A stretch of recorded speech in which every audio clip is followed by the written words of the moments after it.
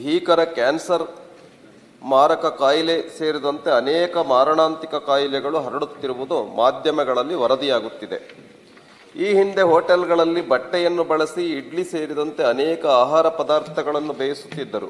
ಆದರೆ ಇತ್ತೀಚಿನ ದಿನಗಳಲ್ಲಿ ಹೋಟೆಲ್ಗಳಲ್ಲಿ ಹೆಚ್ಚಿನ ಆದಾಯ ಮತ್ತು ವ್ಯವಹಾರ ಹೆಚ್ಚಿನ ದೃಷ್ಟಿಯಿಂದ ಹೆಚ್ಚಿಗೆ ಉತ್ಪನ್ನ ಮಾಡಲು, ಗ್ರಾಹಕರಿಗೆ ಬೇಗ ಒದಗಿಸಲು, ವಿಧ ವಿಧವಾಗಿ ಸುಂದರವಾಗಿ ಕಾಣಲು, ಬಾಯಲ್ಲಿ ರುಚಿಸುವಂತೆ ಸೇರಿದಂತೆ ಪ್ಲಾಸ್ಟಿಕ್ ಹಾಳೆಯಲ್ಲಿ ಬೇಯಿಸಿ ಹಾಗೂ ತಿನ್ನಲು ಸಹ ಪ್ಲಾಸ್ಟಿಕ್ ಹಾಳೆ ಮತ್ತು ಪ್ಲಾಸ್ಟಿಕ್ ಪ್ಲೇಟ್ಗಳನ್ನು ಬಳಸುತ್ತಿರುವುದು ಅತ್ಯಂತ ದುರಂತದ ಸಂಗತಿ.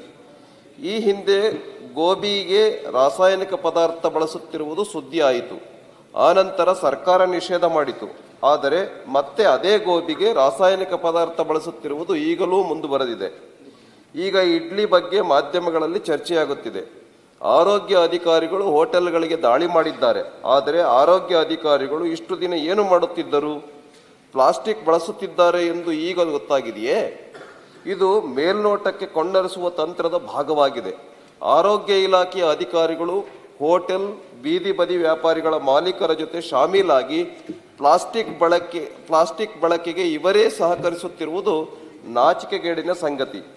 ಆದರೆ ದುರ್ದೈವವೆಂದರೆ ನಾಡಿನ ಜನರು ಅನಾರೋಗ್ಯವಾದಾಗ ಆರೋಗ್ಯ ಸುಧಾರಣೆಗೆ ಇಡ್ಲಿಯನ್ನೇ ತಿನ್ನುವುದು. ಆದರೆ ಇಡ್ಲಿಗೆ ಬಳಸುವ ಪ್ಲಾಸ್ಟಿಕ್ ಹಾಳೆಯಲ್ಲಿ ಕಾರ್ಸಿನೋಜೆನಿಕ್ ಅಂಶ ಸೇರ್ಪಡೆಯಾಗಿ ಗಂಭೀರ ಕ್ಯಾನ್ಸರ್ ಕಾಯಿಲೆ ಎಂಬ ಮಹಾಮಾರಿ ಜನರಿಗೆ ಗೊತ್ತಿಲ್ಲದೆ ಕಾಯಿಲೆಗೆ ತುತ್ತಾಗುತ್ತಿದ್ದಾರೆ. ಇದು ಹೋಟೆಲ್ನವರು ಹಾಗೂ ಆರೋಗ್ಯ ಇಲಾಖೆಯ ಅಧಿಕಾರಿಗಳು ನಾಡಿನ ಸಾರ್ವಜನಿಕರ ಆರೋಗ್ಯದ ಜೊತೆ ಚೆಲ್ಲಾಟವಾಡುತ್ತಿದ್ದಾರೆ.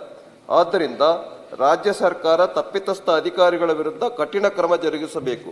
ರಾಜ್ಯದ ಹೋಟೆಲ್ಗಳಲ್ಲಿ ಕೂಡಲೇ ಪ್ಲಾಸ್ಟಿಕ್ ನಿಷೇಧಿಸಬೇಕು ಮತ್ತು ಜನರಲ್ಲಿ ಪ್ಲಾಸ್ಟಿಕ್ ಬಳಕೆ ಕುರಿತು ಸರ್ಕಾರ ಜಾಗೃತಿ ಮೂಡಿಸಬೇಕೆಂದು ನಾನು ಸದನದ ಶೂನ್ಯ ವೇಳೆಯಲ್ಲಿ ಸರ್ಕಾರಕ್ಕೆ ಒತ್ತಾಯಿಸುತ್ತಿದ್ದೇನೆ.